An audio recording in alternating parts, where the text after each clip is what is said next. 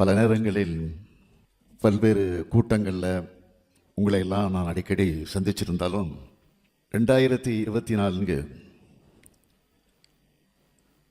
நாடாளுமன்ற தேர்தலில் உங்களில் ஒருவனான என்னுடைய கட்டளை ஏற்று 40க்கு 40 வெற்றியை பெற்று தந்த உடன்பிறப்பான உங்களை இந்த செயற்குழு கூட்டத்தில் சந்திப்பதில் மிகுந்த மகிழ்ச்சி அடைகிறேன். இங்கே பல பேர் கருத்துக்களை பேசியிருக்கிறீங்க. இப்படி நம்முடைய கருத்துக்களை பகிர்ந்து ஆக்கப்பூர்வமான கருத்து பரிமாற்றங்களால் கழகத்தினுடைய அடுத்த நகர்வுக்கு எப்படி செல்வது என்று தீர்மானிக்கிற முடிவுகளை எடுக்கிற கூட்டங்கள் தான் செயற்குழு மற்றும் பொதுக்குழு கூட்டங்கள். வெற்றிகளை விளைவிக்கக்கூடிய கருத்துக்களை அனைவரும் உங்கள் உள்ளங்களில் ஏற்றி செயல்படணும்னு நான் அன்போடு கேட்டுக்கிறேன். 7வது முறை ஆட்சி அமைக்கணும் என்பதுதான் நம்முடைய இலக்கு. சட்டமன்ற தேர்தலில் 200 தொகுதியில் நம்முடைய கூட்டணி வெல்லும். 2006 வெற்றி நமது தான். என்னுடைய இந்த நம்பிக்கைக்கு ஆணிவேர் தான் நீங்க.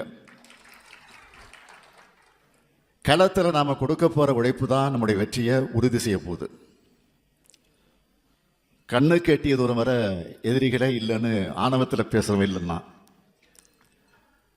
எத்தனை படைகள் வந்தாலும், அவங்க எத்தனை பெரிய திட்டங்களோடு வந்தாலும் அவங்களோட வியூகங்களை முறியடிக்கிற கலைஞருடைய படை என்கிட்ட இருக்கு என்ற நெஞ்சுரத்தில் தான் நான் நம்பிக்கையோடு பேசுகிறேன். உங்களுடைய உழைப்பை 50 ஆண்டுகளாக கூட இருந்து பார்க்குறவன் தான். தேர்தல் வந்துட்டா இரவு பகல் பார்க்காம வேலை செய்கிறவன் தான் கருப்பு சிவப்பு தொண்டை. அசூர உழைப்பு கொடுத்து வெற்றியை எட்டி பறிக்கிறவன் தான் திமுக காரன். கொள்கை உழைப்பிலும் சரி, கொள்கையை வென்றெடுக்கக்கூடிய உழைப்பு கொடுக்கறதும் சரி, நமக்கு நிகர் யாரும் கிடையாது. 1957 2024 வரை தேர்தல் களத்தில் நாம் எதிர்கொள்ளாத எதிரிகளே கிடையாது. இமயமலை போன்ற தலைவர்களிலிருந்து எத்தனையோ பேரை நம்மளை எதிர்க்காங்க. எதிரில் நின்றவங்கெல்லாம் மாறிக்கிட்டே இருக்கிறாங்க. ஆனால் இந்த ஏக்கம் மட்டும் எப்பவும் உறுதியாக இருந்துகிட்டு இருக்கு. ஏன்னா இது எப்பவும் மக்களுடைய இருக்கக்கூடிய இயக்கம். வெற்றி கிடைச்சிட்டா அடவும் மாட்டோம், தோல்வி அடைஞ்சிட்டா தோண்டு போய் மூளையில் உட்கார்ந்துட மாட்டோம். நம்முடைய பெரிய பலமே நம்ம கட்சியினுடைய அமைப்பு முறை தான். பேரறிஞர் அண்ணா உருவாக்கி தலைவர் கலைஞர் அவர்கள் கட்டி காத்த அமைப்பு என்ற முறை தான் நம்மோடது. அதனால தான் தலைவர் கலைஞர் அவர்கள் உறுதியாக சொன்னார், இந்த கருணாநிதியின் கதை முடிஞ்சாலும் திமுகவின் கதை முடியாது. அந்த அளவுக்கு திமுகவுடைய உட்கட்டமைப்பு மிக மிக வலிமையானதுன்னு சொன்னார். அதனால தான் எத்தனையோ முறை நம்முடைய இணை பகைவர்கள் உழைந்தது திமுக குதூகலமாக இப்படி சொன்னவங்க காலத்திலலாம் அவங்க தான் காணாமல் போயிருக்காங்க, தவிர திமுக அழியல. இன்னைக்கு வர தமிழ்நாட்டினுடைய முதன்மையான இயக்கமாக இந்தியாவிலேயே 75 ஆண்டு காலை கடந்த ஒரே மாநில அரசியல் கட்சியா அதே வலிமையோடு வீரியத்தோடு இருக்கிறோம். இப்போ நாம் அமைச்சிருக்கக்கூடிய திராவிட மாடல் ஆட்சியும் எளிதாக அமைஞ்சிடல. நடுவில் 10 ஆண்டு காலம் நம்மளோட போராட்டம் எப்படிப்பட்டதாக இருந்துச்சு.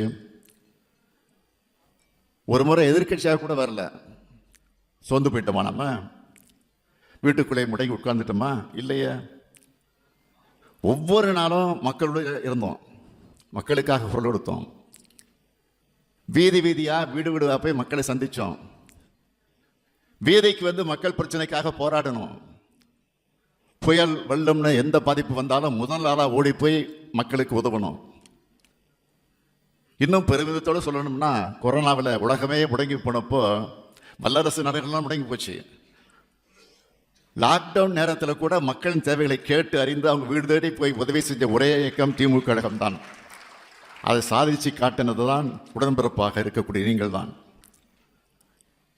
பதவிக்காக கொள்கைகளை சமஸ்கிருதம் செஞ்சிக்காம கடுமையான உழைப்பால மக்களுடைய நம்பிக்கையை பெற்று ஜனநாயக முறைப்படி மக்களால் தேர்ந்தெடுக்கப்பட்டு ஆட்சி பொறுப்புக்கு வந்திருக்கிறோம். நம்முடைய திராவிட மாடல் ஆட்சி அமைஞ்சதிலிருந்து நாள்தோறும் மக்கள் நல திட்டங்களை பார்த்து பார்த்து செயல்படுத்திக்கிட்டு வரோம். கலைஞர் மகளிர் உரிமை திட்டம், விடியல் பயணம், முதலமைச்சரின் காலை உணவு திட்டம், புதுமை பெண், தமிழ் புதல்வன், நான் முதல்வன், மக்களை தேடி மருத்துவம், இன்னுயிர் காப்போம், நம்மை காக்கும் 48, தோழி விடுதின்னு ஒரு நாள் முழுக்க பட்டியல் போடக்கூடிய அளவுக்கு திட்டங்களை நிறைவேற்றிட்டு வரோம். அனைத்து மாவட்டங்களும் சீரான வளர்ச்சி பெறணும்னு தொழிற்சாலைகள், உட்கட்டமைப்பு வசதிகள்னு ஓய்வில்லாமல் பணியாற்றி கொண்டிருக்கிறோம். நான் சவால் விட்டு சொல்றேன், இந்தியாவில் எந்த மாநில அரசும் இவ்வளவு திட்டங்களை இந்த அளவுக்கு சிறப்பாக செயல்படுத்திக்கிட்டு இருக்கா? நிச்சயம் கிடையாது. ஆளுங்கட்சியாக வந்ததிலிருந்து கொரோனா, மழை வெள்ளம்னு எத்தனையோ நெருக்கடிகளை எதிர்கொண்டு எதிர்நீச்சல் போட்டு மக்களை காப்பாற்றிக்கிட்டு இருக்கோம். ஒரு நாள் கூட ஆளுங்கட்சியா நம்ம ரிலாக்ஸாக இருந்ததில்லை. எவ்வளவு நெருக்கடியில் ஆட்சிக்கு வந்தோம். 10 ஆண்டு அதிமுக ஆட்சியோட இருட்டில் இருந்து மீட்டெடுப்பதை நமக்கு பெரிய சவாலாக இருந்துச்சு. அதையெல்லாம் சமாளித்து தமிழ்நாட்டை முன்னேற்றிக்கிட்டு இருக்கிறோம். கொடுத்த வாக்குறுதிகளை நிறைவேற்றிக்கிட்டு இருக்கோம்.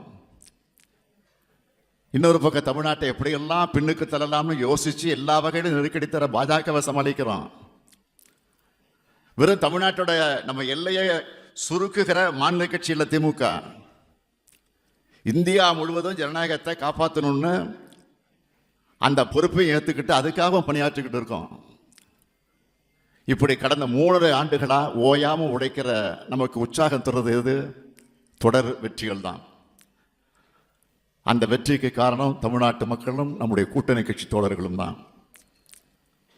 2019 கூட்டணியாக சேர்ந்தோம். கொள்கை கூட்டணியாக சேர்ந்தோம்.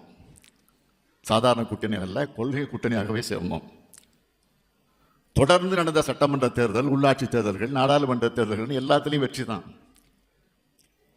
இந்த வெற்றிகள் மூலமாக என்ன செய்கிறோம்? நாடு, நாட்டு மக்கள், நாட்டினுடைய பன்முகத்தன்மை, நம் மொழி, பண்பாடு, மதச்சார்பின்மை இவற்றை பாதுகாக்கும் அரசியலமைப்பு சட்டம்,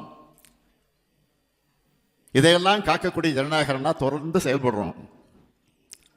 அதனால தான் இந்த கொள்கை கூட்டணிக்கு எதிராக பலரும் அரசியல் கணக்கு போடுறாங்க. நான் உறுதியாக சொல்கிறேன், நம்ம கொள்கை கூட்டணிக்கு எதிராக அவங்க போடுகிற கணக்கெல்லாம் தப்பு கணக்குகளாகத்தான் ஆகும். வெற்றி கணக்கு நம்ம கூட்டணிக்கு தான். நம்ம எதிர்க்கிற எதிர்கட்சிகள்லாம் வாக்குகளை பிரிக்க தனித்தனியாக வந்தாலும் சரி, மொத்தமாக சேர்ந்து வந்தாலும் சரி, 2026 திமுக கூட்டணி தான் வெற்றி பெறும். அதுவும் சாதாரண வெற்றி அல்ல, சரித்திர வெற்றியை பெறுவோம். தலைவரே சொல்லிட்டாரு, வெற்றியை சொல்லமா வந்துடும், யாரும் மெத்தனமாக இருந்துடக்கூடாது. 200 தொகுதிகளுக்கு மேலே வெற்றி பெறணும்னா அது எளிமையாக வராது.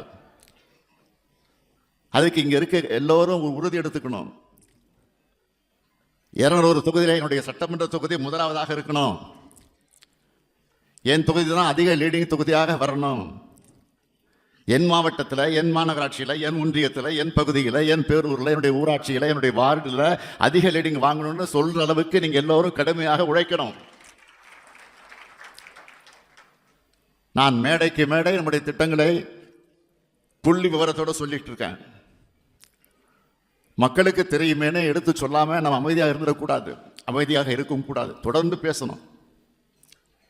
நமக்கு எதிராக நம்முடைய எதிரிகளை பயன்படுத்துகிற முக்கியமான ஆயுதம் பொய் செய்திகள், அவதூறுகள். இதற்கு எதிரான நம்முடைய ஆயுதம் நம்முடைய ஆட்சியோட சாதனைகளும் நம்முடைய கொள்கைகளும் தான். நம்ம சாதனைகளை தமிழ்நாட்டில் இருக்கக்கூடிய ஒவ்வொருத்தருடைய உள்ளத்திலே தொடர மாதிரி உங்கள் ஸ்டைலில் சொல்லுங்க. களப்பணிக்கு, கழகப்பணிக்கு, வெற்றி பணிக்கு தொண்டர்களை தயார்படுத்த வேண்டிய பணி செயற்குழு உறுப்பினராக இருக்கக்கூடிய நீங்கள் இன்னைக்கே தொடங்கணும். 75 ஆண்டுகள் கடந்து விட்டு நம்ம இயக்கத்தை 7வது முறையாக ஆட்சி பொறுப்பேற்க உறுதி எடுத்துக்கு. திராவிட முன்னேற்ற கழகம் என்பது மக்களுக்கான இயக்கம். அதுவும் எளிய மக்களோட உரிமைகளுக்காக தொடங்கப்பட்ட இயக்கம். கொள்கை பிடிப்போடு மக்களுக்காக உழைக்கவங்க தான் இந்த இயக்கத்துக்கு தேவை. என்னுடைய அறிவுரைகளை நீங்க ஏற்றுப்பீங்கன்னு நம்புகிறேன். திரும்ப திரும்ப நான் இதையெல்லாம் சொல்ல காரணம், வரலாற்றோட முக்கியமான காலகட்டத்தில் நாம் 2026 சட்டமன்ற தேர்தலை எதிர்கொள்ள போகிறோம். பொய் பரப்புரைகள், அவதூறுகளை புறந்தள்ளி நாடாளுமன்ற தேர்தலில் மக்கள் நமக்கு பெரிய வெற்றி வழங்கியிருக்கிறாங்க. அரசியல் சட்டத்தை மாற்றணும்னு துடிச்சவங்களுக்கு இந்தியா கூட்டணி மூலம் ஜனநாயக கடிவாளம் போட்டிருக்கிறோம். அதுதான் நம்ம இயக்கத்துக்கு உங்களுக்கு இருக்கக்கூடிய பெருமை. எதிர்கட்சி தலைவர் பழனிசாமி என்ன பேசுறாரு? 1% வாக்கு கணக்கு சொல்லிக்கிட்டு இருக்காரு. இப்போ அம்மையார் ஜெயலலிதா சொத்துக்குப்பு வழக்கில்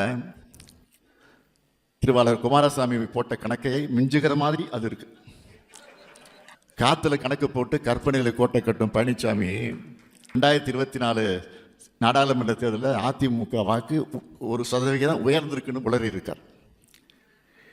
இல்லாததை இருப்பது போல ஊதி பெருக்கி காட்டுவது பழனிசாமிக்கு கைவந்த கலைதான். 2019 நாடாளுமன்ற தேர்தலில் 20 தொகுதியில் போட்டியிட்ட அதிமுக 19.4 விழுக்காடு வாக்குகளை வாங்குச்சு. இதுவே 2024 நாடாளுமன்ற தேர்தலில் 34 தொகுதியில் போட்டியிட்டும் வெறும் 20.4 விழுக்காடு வாக்குகளை தான் வாங்கியிருக்கு. 14 தொகுதிகளில் அதிகமாக போட்டியிட்ட அதிமுக நியாயமாக 32.98 விழுக்காடு வாக்குகளை 2024 தேர்தலையும் பெற்றிருக்கணும். ஆனால் அதை விட 12.58 விழுக்காடு வாக்குகளை குறைவாகத்தான் வாங்கியிருக்கு. எளிமையாக சொன்னால் 2019 சராசரியாக ஒரு தொகுதிக்கு 4.16 லட்சம் வாக்கு வாங்கின அதிமுக 2024 வெறும் 2.61 லட்சம் வாக்குகளை தான் வாங்கியிருக்கு. ஒவ்வொரு தொகுதியும் சராசரியா 1.5 லட்சம் வாக்குகளை இழந்திருக்கு எடப்பாடி தலைமையிலான அதிமுக. இப்படி மக்களால் நிராகரிக்கப்பட்டு ஓரங்கட்டப்பட்ட பழனிசாமி அதிமுக தொண்டர்களுக்கு சாதாரண கூட்டுறவுத்தில் கணக்கே தெரியாதுன்னு நம்பி பொய் கணக்கை அவிழ்த்து விட்டிருக்கிறார். அவர் சொன்ன கணக்கு அடிப்படை அறிவுள்ள அதிமுக நிச்சயமாக கேட்டு ஒத்துக்க மாட்டாங்க, சிரிச்சுக்கிட்டு இருக்காங்க.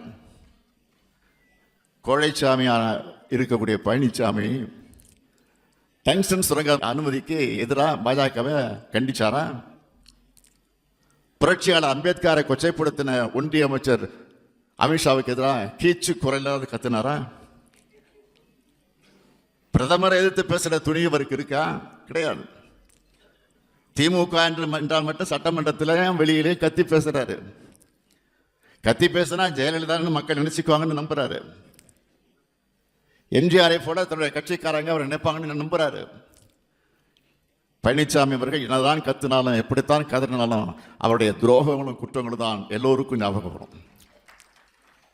துரோகத்தை தவிர உங்களுக்கு பெருமையா சொல்லி என்ன இருக்கு? திமுக வரலாறு என்பது தியாக வரலாறு. பழனிசாமியுடைய வாழ்க்கை முழுக்க துரோகம்.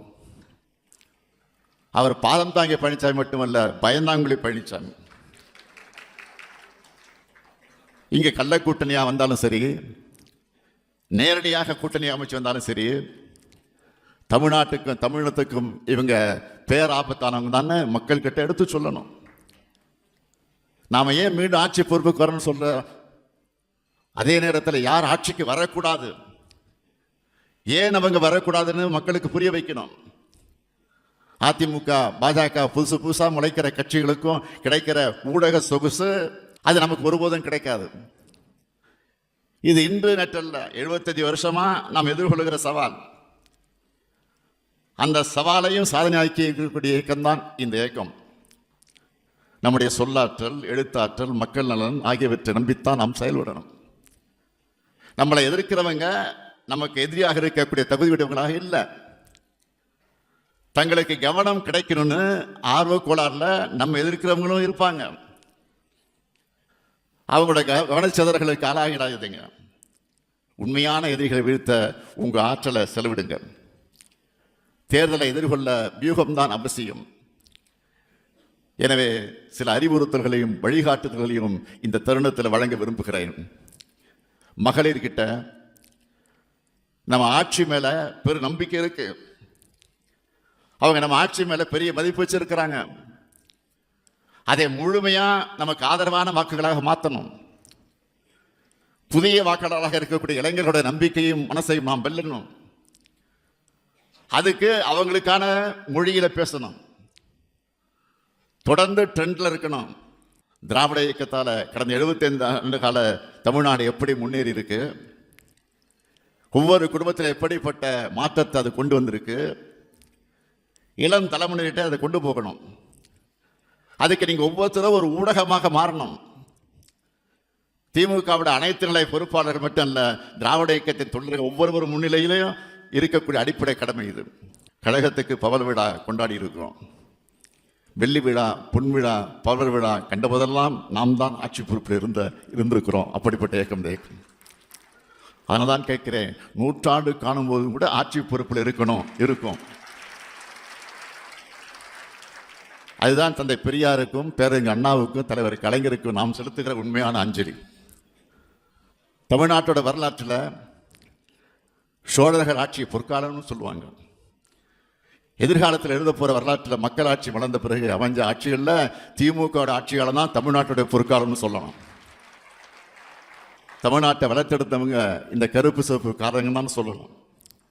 நம்மோட முழக்கம் வெல்வோம் 200, படைப்போம் வரலாறு.